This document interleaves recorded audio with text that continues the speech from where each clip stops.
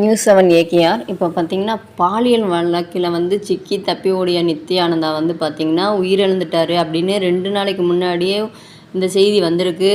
ஆனால் இதுக்கு நித்யானந்தா சைட்லேருந்து எந்த ஒரு மறுப்பும் வெளிவரலை. நித்யானந்தா அவருடைய சகோதரியோட மகன் சுந்தரேஸ்வரன் அவர் தான் வீடியோ மூலமாக இப்போ வந்து இந்த பிரசங்கம் பண்ணிகிட்டு இருக்காப்புல. இந்த தர்மத்தை காப்பாற்றுவதாக சொல்லிக்கிட்டு இருக்காரு. நித்யானந்தா வந்து உயிர் தியாகம் செய்து விட்டதாகவும் சொல்லியிருக்கிறாரு. அது உண்மையாக எந்தளவுக்கு என்னன்னு தெரியல நம்மளுக்கு.